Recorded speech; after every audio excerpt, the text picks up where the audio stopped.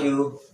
I hope that you are very fine and you are learning and enjoying online study. So, students, we have finished the lessons, the lion, the man, and the statue. Okay, and we have finished pointers also related with this lesson, this story. 2.3 is given an invisible bench. It is a funny activity. You will get enjoyment while you read and do the same as instructions given in this activity. Okay, so it is I am leaving this lesson and activity for you. You enjoy and do the activity with your brothers or sisters at home and enjoy this activity and invisible bench. After this activity 2.3, we are going to see a new moral story, new lesson. The name of this lesson is The Mouse Merchant. Do you know merchant? Merchant means in Marathi we say vyapari. It is export and import business of that merchant. We take things whatever we want from that merchant, grain merchant also, gold merchant also, okay, steel merchant also. There are a different type of merchant, and whatever we want a thing we buy from that merchant. This is also story related with merchant. So how a skillful person, an intelligent person become a merchant, it is given in the story. So open the page number 37. We take first part of this lesson, this story. So open the page number 37. It is given some pictures related with this story. So pay attention on the page number 37. 2.4, the mouse merchant. The mouse merchant. You think that mouse merchant, I heard the grain merchant means धान्याचा व्यापारी बघितलेला आहे, ऐकलेला आहे. Gold merchant सोन्याचा व्यापारी बघितलेला आहे. वूड मर्चंट बघितलेला आहे, लाकडाचा व्यापारी देखील बघितलेला आहे. Okay, but what type of mouse merchant, मग उंदराचा व्यापारी कसा? So when you get in to the story, when you get in to the lesson, automatically you can understand. Okay, so first of all I read and explain the story. The mouse merchant. Once a rich merchant was scolding his lazy son. A rich merchant, एक श्रीमंत व्यापारी होते, was scolding his lazy son. Scolding means करटपट्टी काढणे किंवा धाड दकट करणे, त्याला रागावणे, scolding. So first sentence, was scolding his lazy son. So try to understand the tense. What type of tense it is? Rich merchant was scolding his son. Was plus before means ing form. So it is indicate that past continuous tense. Rich merchant was scolding his lazy son. Past continuous tense. म्हणजे तो त्याच्या आळशी मुलाला, lazy means आळशी, and lazy opposite busy or industrious. Lazy means आळशी and lazy opposite industrious. Industrious means उद्योगी किंवा busy असणारा, कामात मग्न असणारा, industrious. Or active also we say, active also, lazy opposite active. Okay, मग एकदा श्रीमंत व्यापारी त्याच्या आळशी मुलाला वर रागवत होता. I gave you so much money to start a business and yet you have not earn anything. मी तुला व्यापार, what is the meaning of this sentence? Quote, I gave you so much money to start a business. मी तुला एवढे सारे पैसे दिले व्यापार सुरू करण्यासाठी आणि तू आतापर्यंत, येट मीन्स तरी देखील तू काही सुरुवात केली नाही. You are a good for nothing. तुला काहीच वाटत नाही का? काहीच चांगलं दिसत नाही का? किंवा कुठला काही बिझनेस सुरू करा असं वाटत नाही का? So you know, if you are active then you are active always. But if you don't do anything, if you are lazy, then you can't do anything in your life. Okay. Look at this dead mouse. Look at this dead mouse. So rich merchant hold the dead mouse in front of him. त्याच्या समोरच काय करतो की बघ हा मेलेला उंदीर बघ. A capable man can start a business even with something as useless as this.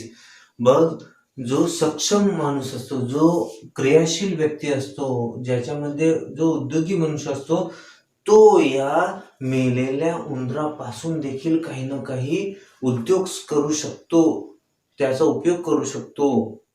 जरी ते युजलेस म्हणजे एखादी गोष्ट मरण पावली म्हणजे मेलेली असेल, मृत झाली असेल, तर त्याचा उपयोग नसतो. परंतु या मेलेल्या वस्तूचा देखील या उंदराचा देखील उपयोग करून काय करू शकतो, एक समर्थ व्यक्ती, उद्योगशील व्यक्ती, क्रियाशील व्यक्ती त्याच्यापासून बिझनेस करू शकतो, सुरुवात करू शकतो. Somdatta who was a poor orphan boy heard his words.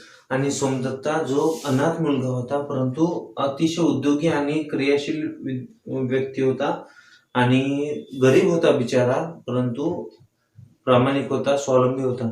त्याने ते शब्द ऐकले. ही वेंट इन, तो आतमध्ये लगेच गेला अँड रिक्वेस्टेड द मर्चंट. आणि रिक्वेस्ट मीन्स विनंती करणे.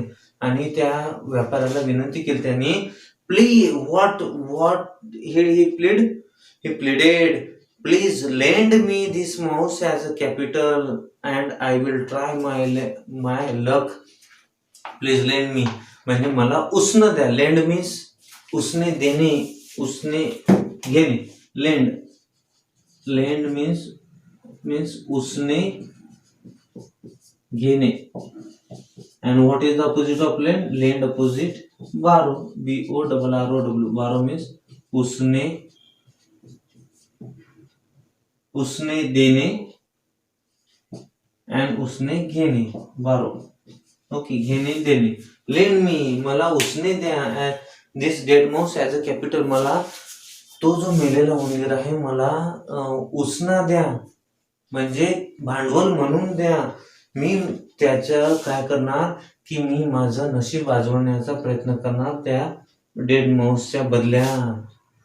I will try my luck. Which type of tense? I will, आजमावणार, मी माझं नशीब आजमावणार किंवा मी माझा प्रयत्न करणार. So simple future tense. The merchant burst out laughing. आणि व्यापारी असं म्हटल्याबरोबर बस्ट आउट लाफिंग, खूप खदखद हसायला लागला.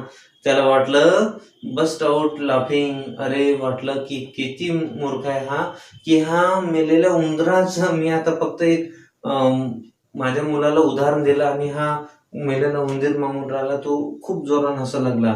But still he gave the mouse to Somdatta and took the receipt that Somdatta wrote out to him. आणि काय केलं की तरी देखील सोमदत्तानं असं म्हटलं ना, त्याला तो त्याचा प्रयत्न करून पाहणार, त्याचं नशीब आजमावणार, म्हणून तो त्याला देऊन दिला. आणि took the receipt that Somdatta wrote out to him. आणि सोमदत्तानं त्याच्या बदल्यात त्याला म्हटलं होतं की मी याचा काहीतरी उपयोग करणार आणि मी माझा बिझनेस सुरू करण्याचा प्रयत्न करण्यात. ते त्यांनी कागदोपत्री लिहून घेतलं की याने माझ्याकडून एक उंदीर घेतला आणि तो त्याचा बिझनेस करणार म्हणून. सो म्हणजे जसं अंडरटेकिंग लिहून देतो, अभिवचन लिहून देतो, प्रतिज्ञापत्र लिहून देतो, like this. Somdatta was walking down the street with the dead mouse in his hand. आणि काय झालं की तो तसाच हातात मेलेला उंदीर घेऊन चालला होता, पकडून घेऊन चालला होता. वॉकिंग जात होता. Past continuation. When another shopkeeper called him. जसा तो म्हणजे आता एखादी वस्तू जर आपण हातात घेऊन चाललो तर ती इतरांना दिसणारच. आणि तसंच झालं की तो जेव्हा मृत मेलेला उंदीर घेऊन जात होता रस्त्यावरून, तेव्हा एकानं लगेच दुकानदारानं काय केलं, त्याला बोलवलं. Come here boy. Which type of sentence it is? Come here. I have told you, I have taught you the types of sentence. If there is a question mark, interrogative sentence. If there is a please in that sentence, so it is command. आणि त्याने आदेश दिला किंवा बोलवलं. Please असेल तर imperative sentence राहील, काय राहील, कमांड राहील. कम हिअर बॉय, माझ्या मुला इकडे ये. I need the mouse to feed my cat. अरे मला उंदीर पाहिजे माझ्या मांजरीला खाऊ घालण्यासाठी. तिचं because cat kills the rat for eating. So आणि आपल्याला माहित असं आहे की मांजराचं देखील आवडतं खाद्य म्हणजे उंदीरच असतो, आणि म्हणून त्या दुकानदाराला देखील ते उंदीर पाहिजे होता त्या मांजरीला खाऊ घालण्यासाठी. Come here, I need the mouse to feed my cat. I will give you 2 handful of gram for it. आणि मी तुला याच्या बदल्यात 2 मूठभर, हँडफुल म्हणजे फिस्ट म्हणजे मूठ, अँड हँडफुल म्हटलं तर हातभर तुला काय देणार, काय हँडफुल ऑफ ग्राम मीन्स चणे किंवा हरभरे जे म्हणतो आपण ते तुला देणार. सोनदत्ता ऍक्सेप्टेड द ग्राम. आणि त्याला वाटलं की तेवढे मला हरभरे भेटत आहे, चणे भेटत आहे, तर मग आपण घेतलंच पाहिजे. ऍक्सेप्ट मीन्स स्वीकारणे, आणि accept opposite reject. Accept means स्वीकारणे, आणि ऍक्सेप्ट ऑपोजिट रिजेक्ट नाकारणे. and accept means स्वीकारणे. Okay, so write down these words in your notebook. So I will give you 2 handfuls of gram. सोनदत्ता accepted the gram. आणि त्याने ते जे हरभरे होते, चणे होते ते त्याने स्वीकारले. At home सोनदत्ता roasted the gram well. त्याचे रोस्ट केलं म्हणजे त्याला उकळू घातलं, म्हणजे त्याला पाण्यामध्ये भिजवलं, दुसऱ्या दिवशी काढलं आणि छानपैकी तव्यावर जसं रोस्ट करतात ना मीठ वगैरे टाकून ते. Then he took the picture of water. आणि पाण्याचा घडा घेतला. And stood at the cross road. आणि रस्त्याच्या बाजूला बसला, ज्या ठिकाणी मजूर लोक काम करून येतात, घरी येतात, त्या रस्त्यावर बसला. He waited for a long time. In the evening when the laborers means मजूर लोक, कामकरी, were returning from the wood. laborers were returning, जेव्हा ते परतत होते, means which type of tense it is, past continuous tense. from the wood means jungle. would have two meanings. wood means लाकूड, so jungle. when laborers go for their work, they went to the wood. जंगलात गेले होते. they saw the boy with roast gram and water. आणि त्यांनी बघितले की रस्त्यावर काय झालेलं बघितलं, म्हणजे छानपैकी चना, गोरगरम जर म्हणतात माहिती आहे ना, तशा पद्धतीनं तो चना घेऊन बसला होता आणि पाणी देखील होतं. तर Sondatta offered them gram and water politely. आणि सोनदत्ताने बघा पैशाची अपेक्षा नाही केली, परंतु त्या श्रमिकांना, त्या मजुरांना काय दिला, छानपैकी मस्त गरम चना, गरम केलेला काय दिला की हरभरे दिले, चना दिला आणि पाणी देखील प्यायला दिलं.